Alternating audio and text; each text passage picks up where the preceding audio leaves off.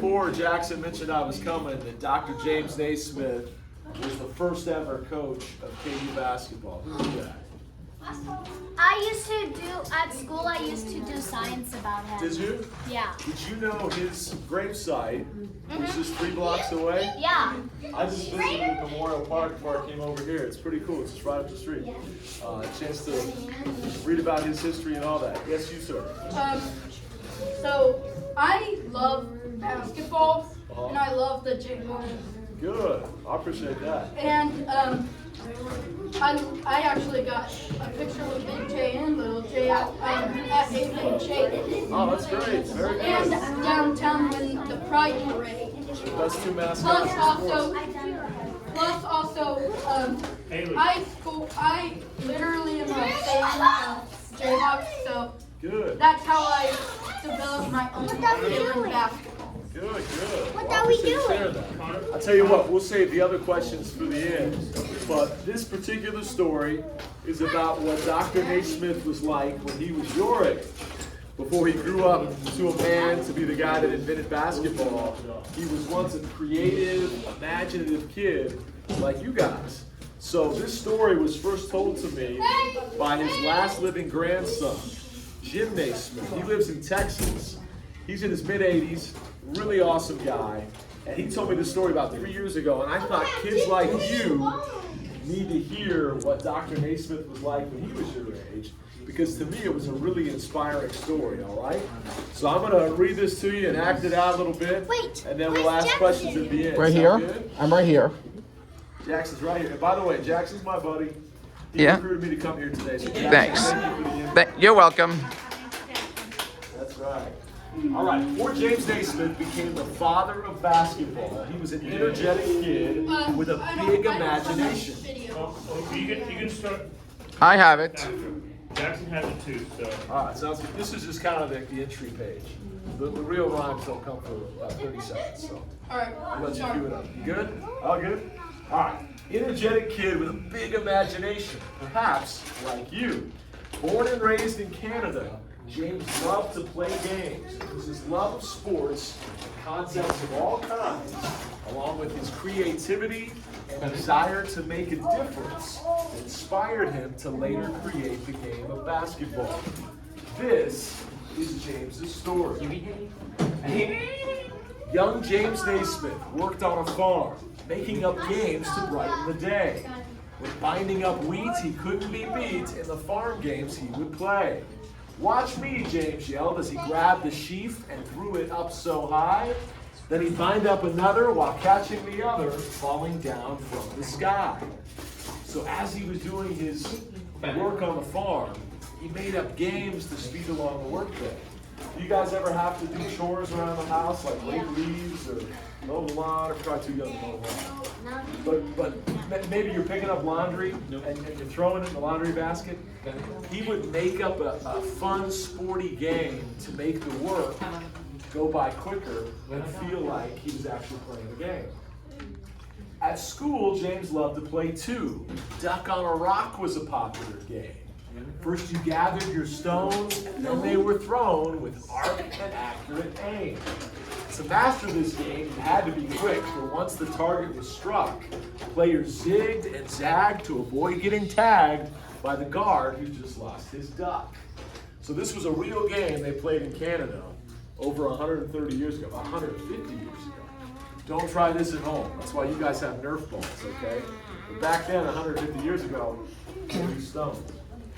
Whether sports contests or playground games, James always loved to compete. But as he grew to a man, he made up a plan to help everyone he would meet.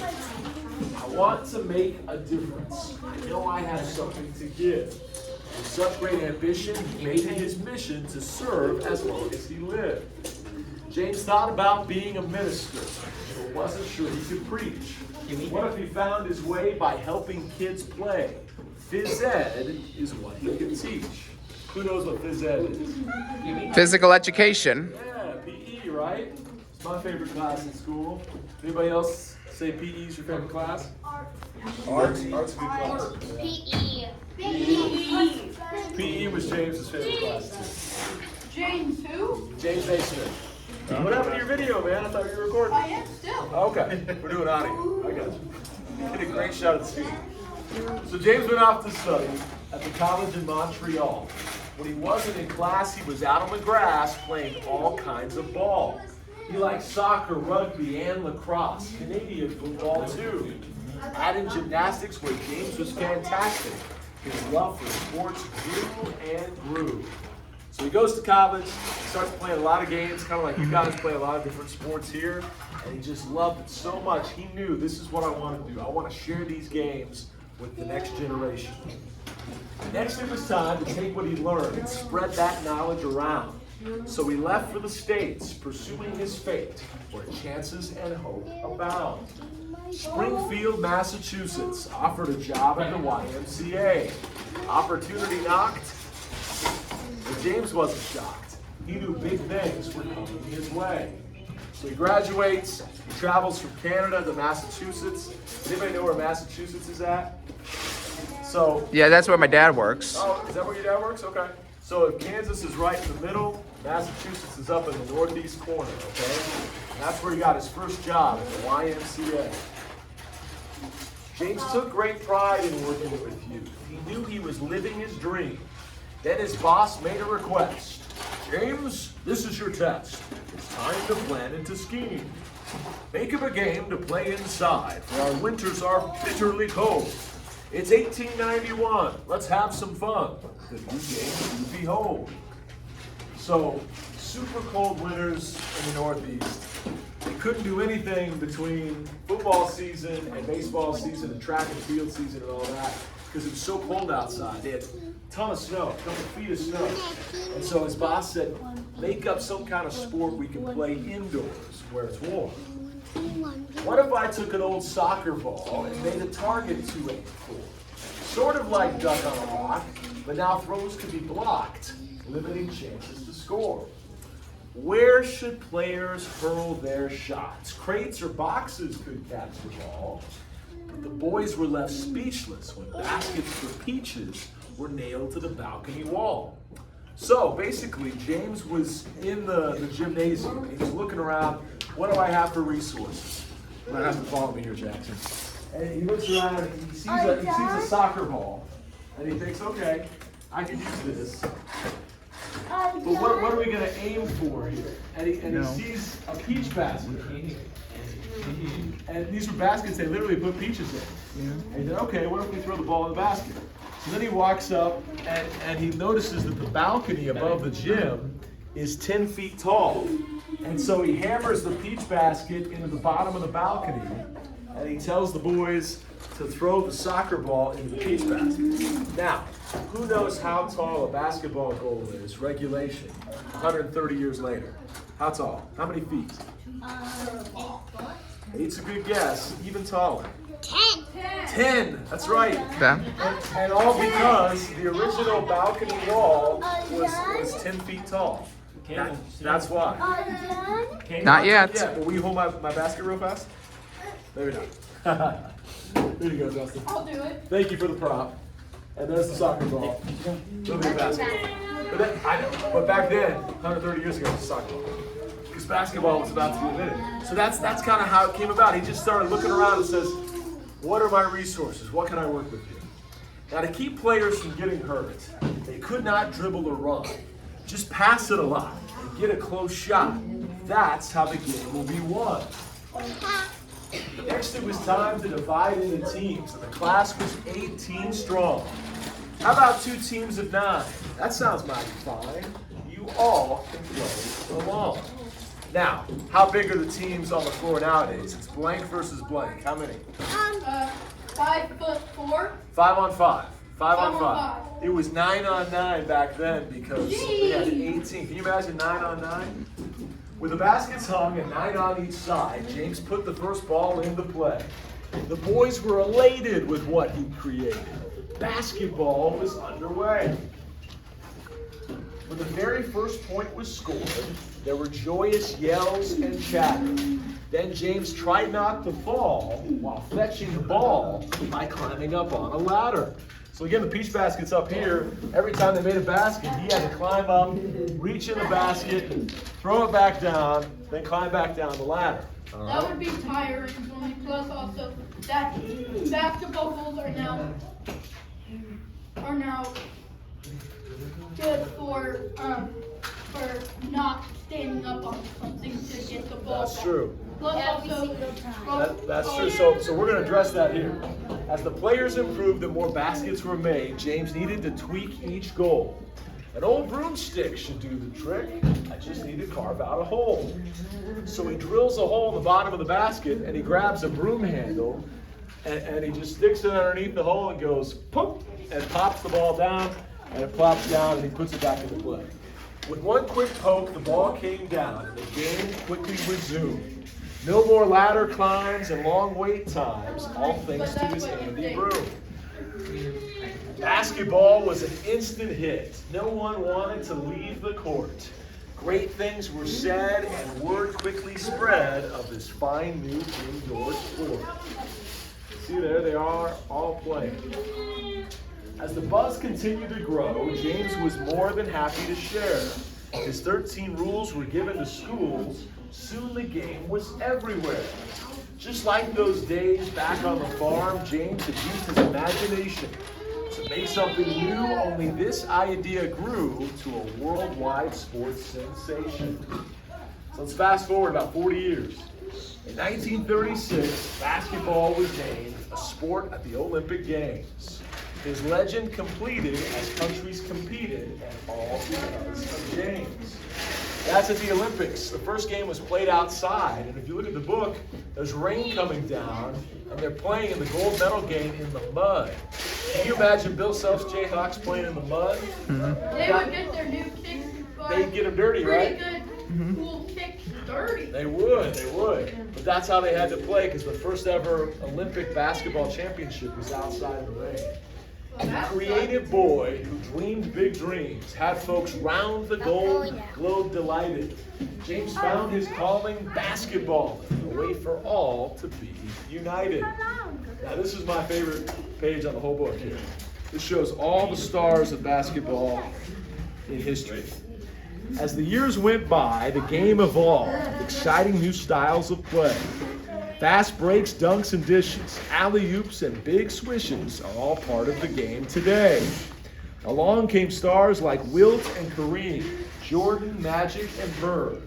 Kobe, Shaq, and LeBron, Leslie, Steph, and Zion. Thanks to James, our names you've now heard. If you guys are basketball fans, I'm sure you recognize Yes, Michael we are. Jordan, LeBron James, Larry Bird. Wilt Chamberlain was a Jayhawk. Lynette Woodard was a Jayhawk. And of course, James Naismith was our first coach. Isn't that cool? Yeah. Quite a And legend young James built. And all because of the theme that big things can be done by anyone. You just have to dare to dream. There you go. That's Game Maker. What you guys think? Good. Thank you. Yeah. This should be on sale at the Lawrence Public Library. That's right. Well, thank you guys. Thank you for filming it, guys. Thank you. Does anybody have any questions about Game Maker? Do you have any questions? Nick, can you have your hand up? What's your question? Well, I like doctor. Sometimes I wear a football shirt. What? Sometimes I like doctor. Yeah, Dr. James Naismith. Yep. Can we be done yet? We're almost there. Samantha, what's your question? Good question. How big was the circle when he drilled it down on the basketball? Probably about that size. It's a really good visual. It almost is identical to that in terms of circumference. So imagine that. It's a great question. Great question. Well, then we like a big and put it there, like that big dog. Yeah. Yeah, they used to be they're 10 foot tall, so if you go in there, most of them are 10 foot tall, but we lower some that are lower for you guys. I have a question for you. Sure. And I was just gonna say, as a follow-up to your question, if you ever go on campus to Allen Fieldhouse, there's a statue of James Naismith holding a peach basket, and you can kind of see the size and the Yeah, I circumference. sit it on it. I sit it on his lap. It's just a big There you go. There you go. What's your question? I actually know a lot about basketball. Like I love the Chiefs too. Oh, good. Yeah. I know. Also, I know I'm a big skills fan. about basketball too. That's good. Well, I know how to run. I know how to shoot. You got a diverse knowledge base. That's good. I know how to do There's through the leg, Nice. around the back. All right. Then I can do like a little bit of a spin on the ball. Good. We got all Sometimes you. too. Alright. Any other questions? Yes, sir. What do you think? Your expectations for this upcoming basketball season? That's a great question. That's a great question. He Yeah, asked possible what, people coming and going yeah. past couple weeks. He asked, what do we expect about this current team? Everybody listen up. This is important. We're going to be preseason #1 in the country. We got the #1 big man in the country transferred in from Michigan. His name's Hunter Dickinson. We got super fast What? Hunter Dickinson. We got super fast combo guard from Texas named Arterio Morris. Super athletic. We got a point guard named Marco Jackson, who's a McDonald's All-American. And on top of all of that, DeJuan's back, Kevin McCullough's back, KJ Adams is back. It's a really good team. But in about 2 weeks, we're going to go to Puerto Rico. You're welcome. We're going to play some professional teams down there, and we'll find out just how good they are. But I watched them yesterday compete against the TBT alumni team. Okay. And they beat them. So I think this group of young guys is looking pretty good. Good question. Good question. Yes, sir. Last question. Don't you have a team member named Grady Dix? He's not anymore. He went to the He NBA. went to the NBA. He got drafted by Toronto. So now he's playing in Canada, where James Naismith grew up. Alright, so let's give Brian a big round of applause and thank you for coming. And Thank you, Jackson, for organizing that. thank you. You're welcome. Teamwork.